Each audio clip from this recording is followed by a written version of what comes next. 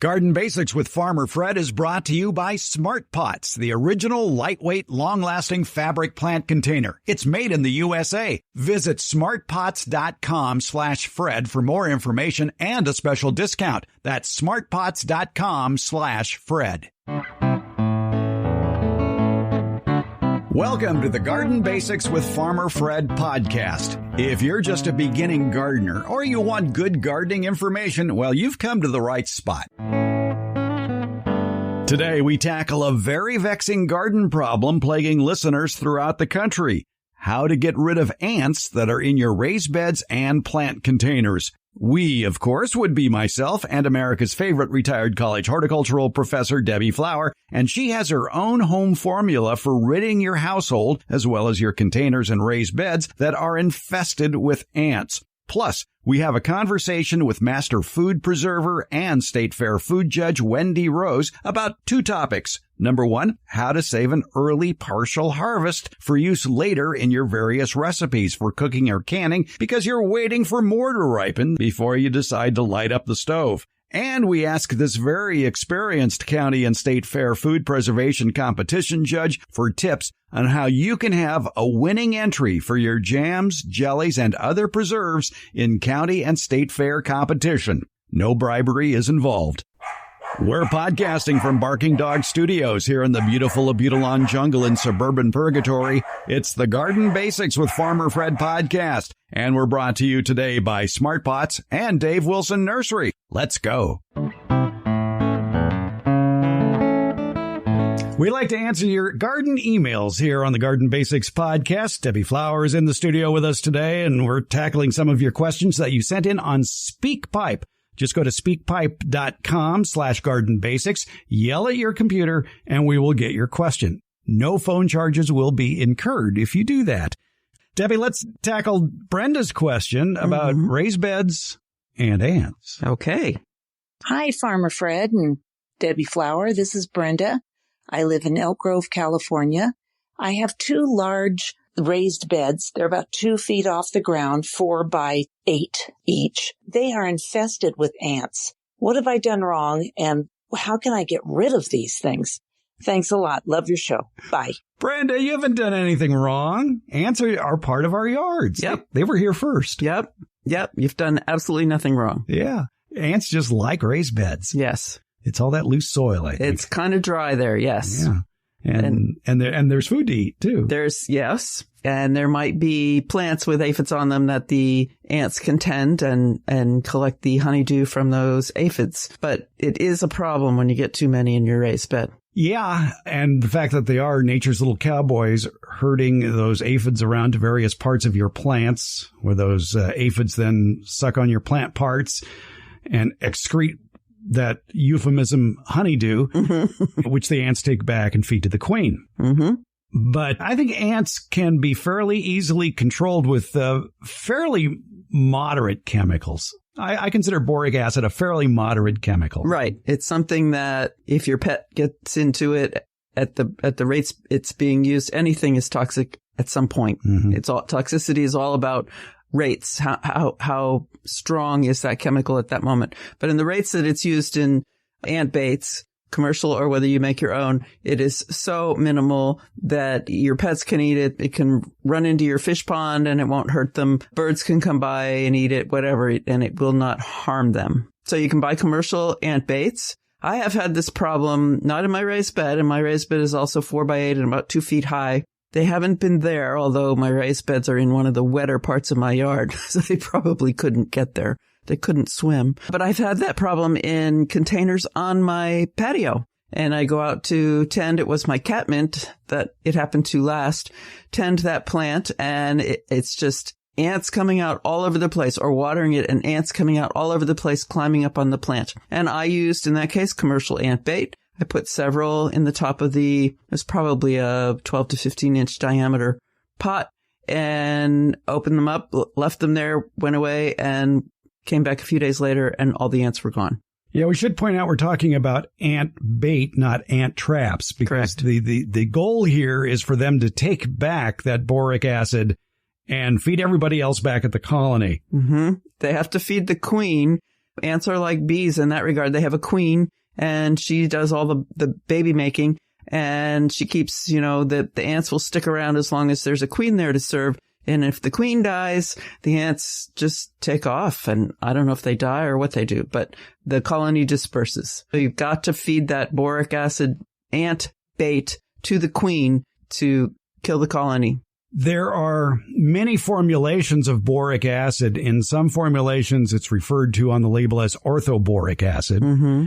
In others, there may be some other form of borate in there, but they all basically work the same way. It's a bait that when used judiciously, not too much and not too little, the ants will find attractive and take back to their nest. Ants in a raised bed is much like ants in a pile of mulch. There have been times in my career of moving and shoveling mulch from one part of the yard to the other is when I stick that shovel into a pile that's been sitting there for a few months, all of a sudden the ants are very active. All of a sudden, hey, get out of our house. And so I'll go back in the house and I'll get a can of boric acid powder. Commercially, one name is roach proof. Yeah, it's sold as roach killing. But it's boric acid, right. And it's like a powder. And I would go back to the mulch pile and see where the ants were coming from, dig a little bit. You can find out pretty quickly, and just throw, half a cup or a cup worth of boric acid into there, cover it back up, go away, and then come back 2 weeks later, start shoveling, and there's no ants. That's pretty cool, because that's full concentration, and somehow you're getting to the queen. Well, that's a good thing. Yeah, it's a good thing. But you're right. If you put it on too thickly, and you can find boric acid products in spray bottles, not spray bottles, but squeeze bottles as well. And if you apply it too thickly, they figure out, oh, we need to walk around this. Right. Or if your bait contains too high a concentration of it, they pick it up and start their trek back to the queen and die before they get to her. And so she doesn't get a dose of it and she doesn't die. Yeah, I think in the case of the mulch pile, that's where the colony was. So they didn't have far to travel to take it back to the queen. But if you have an ant infestation in your house, for example, you do want that weaker concentration. Right. What's nice, too, there are some liquid boric acid products, and you can find liquid boric acid products along with a, shall we say, a dispenser that looks sort of like a pawn in a game of chess that you can just set out in your yard filled with the diluted liquid and just leave it there for a couple of weeks, wherever they may be, wherever you see an ant trail, and they'll swarm that and start sucking up that and walk away and maybe not come back. Right. Beware that it is a bait, and so it's attractive to the ants. An ant finds it, tells his buddy, who tells their buddy, who tells their buddy, and so it's possible that the amount of ants, quantity of ants that you see around the trap will be more than you were seeing before. But that's because they've told everybody else in the colony to come get this great food you've just put out for them. Of course, they don't know there's boric acid in it. Boric acid, it dries things out. That's why it's used for other pest control. Ultimately, it kills them. Yeah, there are some other problems with having ants in a raised bed, not the least of which is they're making tunnels underground. And when you go to water your plants, the water may be bypassing the roots of your plants and going straight down to wherever. Good point. So it behooves you that when you spot an ant problem in your garden bed, especially a raised bed, is to take action quickly. Right. And that, again, would be with a boric acid type product. Yep. And you can make your own boric acid bait. And Debbie has been touting this recipe for years. Yes, I have. And I've used it in my kitchen. It's one part. Well, could you use it outdoors? You could use it outdoors. You make a little trap, and I'll explain that. So you use 1 part boric acid and 9 parts of sugar to make the bait. So what's a part? It's any device you use for measuring. I use things like teaspoons. So it would be 1 teaspoon boric acid and 19 teaspoons of sugar. And then you can add water to make it whatever consistency you want. I would choose you mix them together really well. And then I would choose as much as I want for my first application, and I would wet that because it dries out fairly quickly. You can just leave it then on the kitchen counter or wherever you're having an indoor problem, or you can put it on a piece of wax paper or a piece of aluminum foil. The ants find it and they feed it the gel. I only put out about half or a quarter teaspoon a day. And they come all around the edges and feed like pigs at the trough. And then the next day that has dried out and I put out another, wet some more and put some more out. That's why I suggest you not wet it all at once. It will dry out by the next day. For outdoors, you need to make a little trap. Use some sort of a plastic container. I happen to find in the automotive department of, 99-cent dollar kind of store, a package of 10 little containers that were maybe 2.5 inches across and an inch or so deep. With a lid? With lid. Okay. Mm-hmm. Yeah, has to have a lid. Has to have a tight fitting lid. And so you take the lid off and poke some holes in it that an ant can get through. So they're very small holes. Maybe use a tip of a meat fork or something like that to make the holes. And in the container, put cotton balls just up to the top, but not packed tight. There can be space between them. Those are just little islands for the ants to feed on. So when they go in the little holes, they have some place to stand. And then pour the wet bait over the top of the cotton balls, put the lid on, and then make a depression in the soil where you want the bait station to go. Lower the station into the hole so that the top that you've put the holes in is flush with the soil. Pack it in there so it fits nicely, and the ants can walk from the soil right across the top. They'll find the bait and they'll go in and out of those holes and take it. And so you can check it each day. I would check it daily and add more of the wet bait to it. Do the ants leave? Yes. Okay, so it's not so much a trap as it is a bait. It's a bait station, right? Okay. Right. And again, it has to be a weak concentration of boric acid for this to work. And I think your recipe was 1 part boric acid, 9 parts sugar. Yes, and someone you and I both know, Pete Strasser, who was an entomologist for a local nursery chain here and now has moved out of the state. He uses 1 to 20. So he's cheap. Yeah, well, that's a possibility. But that, at the rate that I have had my container of boric acid for probably decades. At the rate you use it, that's not a concern for me. But yes, so the point being that you don't want to go stronger than 1 to 9. You want to go weaker. Then 1 in 20 is much weaker. It is much weaker. You have more sugar, 20 parts sugar and 1 part boric acid. So Pete is a miser. Yeah. Maybe he's an entomologist. He might just like watching those ants come and go. You never know. Yeah. I don't know. Maybe we'll hear from him. Yeah, really. When he's not staring at the sky at night. Right. Now he works on dark sky communities. Yeah. Mm-hmm. So this bait is usable indoors, outdoors. Right. And again, it's something that if your dog were to eat the whole thing, it's such a small amount of boric acid, it would not harm them. If they ate the paper or the cotton, that might be worse. But if they just eat the bait, that is not going to be harmful to your animal. But first, they would have to take the lid off. Yes. Yeah. And how often do you check those outdoor traps? Every day? I check them daily. Okay. Yeah. All right. So that's another tip for controlling ants outdoors. Any other solutions you can think of? For the raised bed? Yeah. No, only when the first time I heard it, I thought, okay, she said 2 feet tall. I thought maybe it was on legs.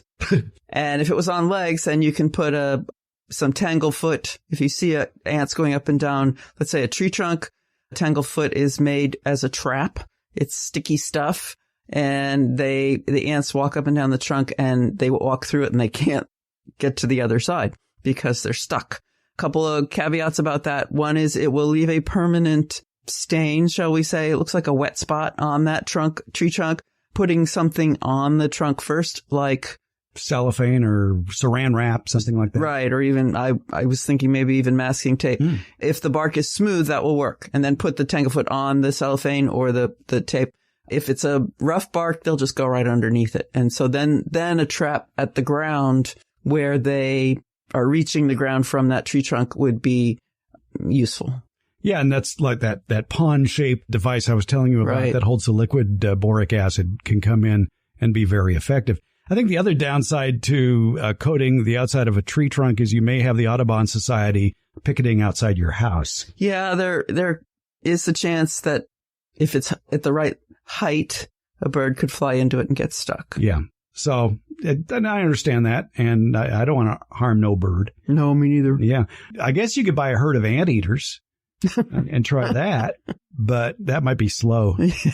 And I don't know what else anteaters eat. Yeah, then what do you do with them? Yeah, really. Well, there must be a barbecue book somewhere. I'll bet. Wherever they're native, I'm sure they're food for somebody. All right. Ants in a raised bed, you can solve this problem. Just jump on it when you see them. Yes. And you didn't do anything wrong. Thank you, Debbie. Thank you, Fred. I'm pretty picky about who I allow to advertise on this podcast. My criteria, though, is pretty simple. It has to be a product I like, a product I use, and a product I would buy again. And you know who checks all those boxes? It's Smart Pots. Smart Pots is the oldest and still the best of all the fabric plant containers that you might find. Smart Pots are sold around the world, and they're proudly made 100% right here in the USA. Smart Pots come in a wide array of sizes and colors and can be reused year after year. Some models even have handles, and that makes them a lot easier to move around the yard. Because the fabric breathes, Smart Pots are better suited than plastic pots, especially for hot climates. That breathable fabric has other benefits too. Water drainage issues? Not with Smart Pots. Roots that go round and round choking the root ball like they do in plastic pots? Doesn't happen with Smart Pots. These benefits will help you get a bigger, better plant than what you've gotten in the past with the same size plastic or other hard container. Smart Pots are available at independent garden centers as well as select Ace and True Value hardware stores nationwide. To find a store near you or to buy online, visit smartpots.com/Fred. And don't forget that /Fred part. On that page are details about how for a limited time you can get 10% off your Smart Pot order by using the coupon code FRED. F-R-E-D. Use it at checkout from the Smart Pot store. Visit smartpots.com/Fred for more information about the complete line of Smart Pots lightweight, colorful, award-winning fabric containers. And don't forget that special Farmer Fred 10% discount. Smart Pots, the original award-winning fabric planter. Go to smartpots.com/Fred. We're at the Fair Oaks Horticulture Center on a beautiful May day, and we're already thinking about food. The master food preservers are here, as well as the master gardeners.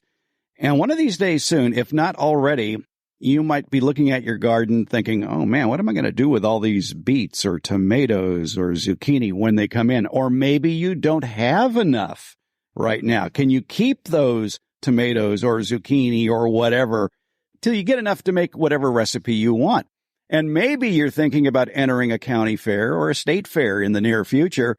What do judges at fairs look for when you bring in your preserves or your foods or whatever? Let's find out. We're talking with Wendy Rose, master food preserver. She's on Twitter at CanningBee. Wendy, I can see that problem of having tomatoes starting to come in June or July, but not quite enough to maybe make a full recipe. So you have to wait a while. As a food preserver, is there a trick? So last year we had kind of a rough tomato season and we didn't really get a whole lot. And I felt like I was getting dribs and drabs of tomatoes, a couple here and there. So basically what I did was I put them into gallon Ziploc bags in the freezer, as I got them, as they came ripe, and picked them, and I put them in the freezer. And then when I got a full bag or a couple full bags, then I went and made salsa with that or tomato sauce. And I did the same thing with tomatillos. You can do that with a lot of things. You can either dehydrate them initially or freeze them initially and then make your recipes after you've got enough to do for a full recipe. Do you take the air out of the Ziploc bags, or do you pre-freeze those tomatoes for like an hour till they're somewhat firm and then put them into a vacuum sealer bag? I usually pre-freeze them on cookie sheets in the freezer overnight. I let them go overnight so that they're frozen, and then I put them in the bags. And I just use, the Ziploc type bags, and I just try to get the most air out that I can. Usually those are not in the freezer for more than, a few months. So they're fine that way. With the frozen tomatoes too, if you get the hankering for tomato soup, well, there you go. Yes, exactly. You don't have to even preserve it after that. You can just use them in recipes. You mentioned dehydrator as well. Tell us a little bit about dehydrators. Everybody's got their favorites, but the idea of preserving something temporarily with a dehydrator is kind of interesting. Yeah. So in Sacramento, we have a manufacturer here locally called Excalibur, and that's the one that I have. And it's my favorite. It's really well built and it's set up and it's easy to use. And so, and I will do sun drying sometimes too, because Sacramento has such a great climate for drying. Yeah, sun drying is great too. If you've got the spring or summer heat to put them out on, would you put them out on screens? I put them out on screens, and to make sure that the air can circulate, I also cover with cheesecloth to make sure I don't get, big bugs in there. And then once the drying is done, I will put them in the freezer. Then in case there are any little buggies in there, that'll take care of them. Double duty of dehydration and freezing. But if you want to bring them back to life, what's the process? So it depends on what it is. With tomatoes, typically I'll just let them thaw and then I'll use them from there. But like with zucchini and things like that, you want to rehydrate. So you'll put them in water, let them soak some water back up. How do you freeze zucchini? Do you have to slice it up first? I mean, they're kind of big, or can be kind of big. Yeah, I usually cut them into relatively small pieces. Zucchini in the freezer has a tendency to get a little bit mushy. So that's the kind of thing I'll put into like soups and stews where I don't need it to be, the nice firm quality. Another topic that people may be wondering about right now as they proceed with their spring and early summer gardening is, hey, there's a fair coming up, a county fair or a state fair. And boy, everybody sure loves my apple pie or apple jelly or cherry preserves or whatever. You are I don't know if you get paid for it, but you're a professional judge at fairs. What do judges look for in the various categories when it comes to the food competition? So each fair typically has its own rules. So the first thing you want to do if you're going to compete is you want to check the rules and read through very carefully to see what's required. And then you want your entry to meet those requirements as closely as possible. All right. Now, in your own experience as a judge, when you're judging something, let's say it is something in a jar, a preserve, a jelly, a jam, or what are you looking for? The technicals are really important. Things like headspace, a clean jar, a clean lid, a clean ring. Those things are really, really important. Those are the first things that judges look at. And so you need to meet those criteria in order to even get the judge to taste what's inside the jar. Read and follow all label directions, because I imagine for all these fair competitions, those criteria, those rules are posted and people should follow them. Oh, absolutely. And that's how you do well in fairs, is that you're meeting those criteria very, very closely. All right. So it's just like entering a sweepstakes where you have to fill out everything precisely according to the directions. Exactly. Do you get bonus points for printing out a label and sticking that on the jar? But where do you stick a label on a jar if you're doing that? So the rules will tell you if you're going to have a label, where to put the label, what kind of label, the information that you put on the label. The rules should tell you exactly what that is. For your own edification and use at home, where are your labels and what information is on those labels? Realizing you're a master food preserver, so there may be more information there than most people want to squeeze into a label, but give us an idea. So I usually don't label now. I did when I started out, but I usually take a Sharpie and write on the lid, the metal lid. I'll write what the food is, absolutely put the date on there. And then any other information, like if I've made it somewhat spicy, I'll put that on there so that if I give it as a gift, I make sure that I don't give a spicy thing to somebody who doesn't like spicy. No sugar versus sugar. Exactly. All right. What are some other requirements? Now this takes us on a very scenic bypass too, that if you're in the habit of preserving your harvest and putting it in jars, it's not uncommon to give it away as gifts. How do you get people to use it? One thing I found, because I used to grow acres of popcorn, and I would give away canned popcorn as gifts. And I'd go back to their house a few years later, and that popcorn is still sitting on the shelf there. It hasn't been popped yet. And then I discovered that people have forgotten how to pop popcorn. So there's that. How do you get people to use it? So you can include like a little tag that has a recipe on it. I mean, for me, a lot of the things I make, I have favorite ways of using them. And so I could put that on the tag, with my sweet pickle relish.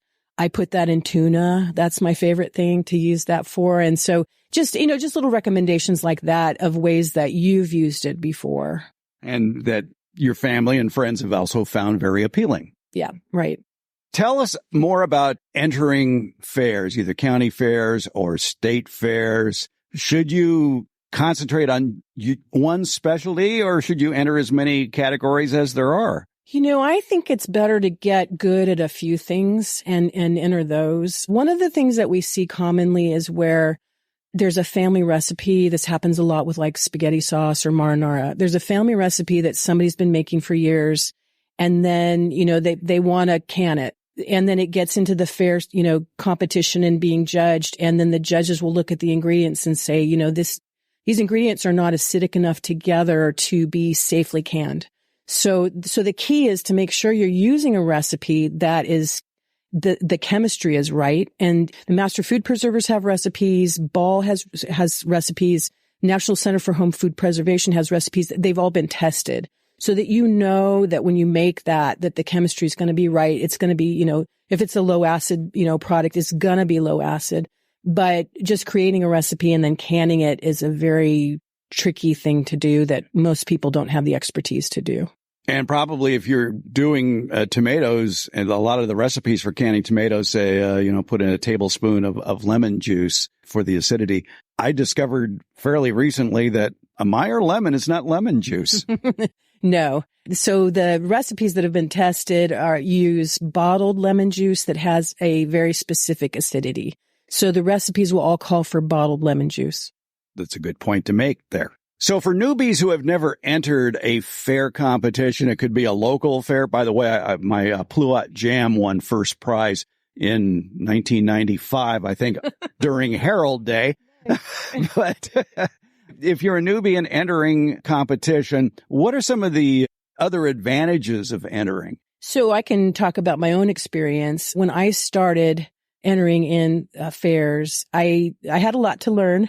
But, doing it over and over and over, I learned a lot. And I learned how to do safe canning. I learned to make sure that my headspace was correct and get the processing time right and all those things. And now they're really kind of second nature to me. But it was a really, really good learning experience. Competing was fun because I'm kind of a competitive person. But it was just neat to enter things and then have them be judged and then receive the comments and then have it displayed with the ribbon. And I really, really enjoyed competing in county fairs and at the California State Fair. Is there a camaraderie among the entrants, or is it a grudge match and you don't really talk with them? Well, at the State Fair, it's open judging and it's in a theater. And so you can sit and watch the judges judge and you try to see whether they've got your item up there. But in the audience are these really fun people who really enjoy preserving food. And it's really a big sense of camaraderie. And when somebody wins, there's applause and it's just a lot of fun. I imagine there's some recipe trading going on as well. No, all the recipes are top secret. Well, maybe if you get them drunk first.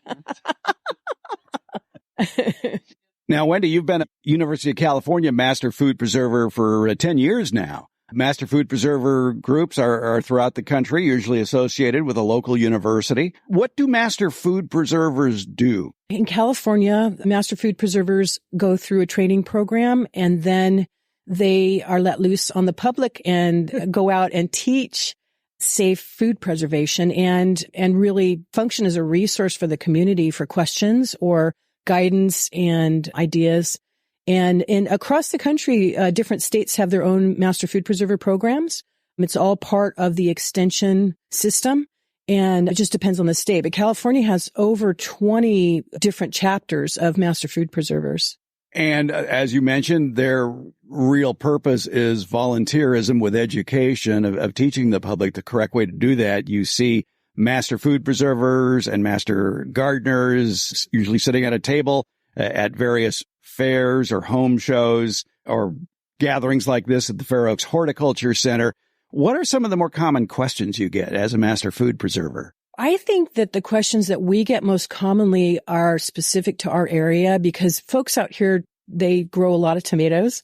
And so we get a lot of questions about preserving tomatoes and stone fruit, just trees that people have, citrus fruit. The questions are typically specific to what we're able to grow here. We don't have a lot of tropical fruits typically. And so, but a whole lot of questions about tomatoes, tomatillos, things like that. We're talking with Wendy Rose, University of California Master Food Preserver. Got some good information if you want to enter a fair or you want to preserve tomatoes, either temporarily or long-term. Good info. You can find a Master Food Preserver wherever you may live. Just type in the words in a search engine, Master Food Preserver, and the name of your state, and I bet you'll get more information about the Master Food Preservers and maybe even a list about where they're appearing where you can ask them questions. And Wendy, thank you for answering our questions. Thank you, Fred. Are you thinking of growing fruit trees? Maybe you already are, but you want to know more about them. Well, you probably have a million questions, like which fruit trees will grow where I live? What are the tastiest fruits? When's harvest time? How do I care for these trees? The good news is the answers are all nearby. Just go to davewilson.com, click on the Home Garden tab at the top of the page, and in that Home Garden tab, you're going to find a link to their fruit and nut harvest chart so you can be picking delicious, healthy fruits from your own yard for a long growing season. Here in USDA Zone 9, that could be May through December. And you're just a click away with the informative YouTube video series at davewilson.com. As part of that video series, they'll walk you through the simple process of using the Dave Wilson website to find their trees either at a nearby local nursery or at a mail order source. That's Dave Wilson Nursery, the nation's largest grower of fruit trees for the backyard garden.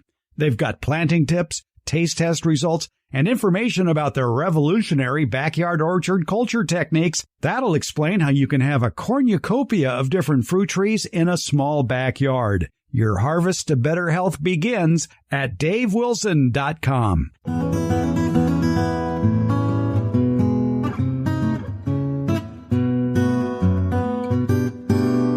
You're familiar with compost, right? But what do you know about compost tea? Your plants just might appreciate the microbial boost provided by compost tea. Please note that I did not say nutritional boost.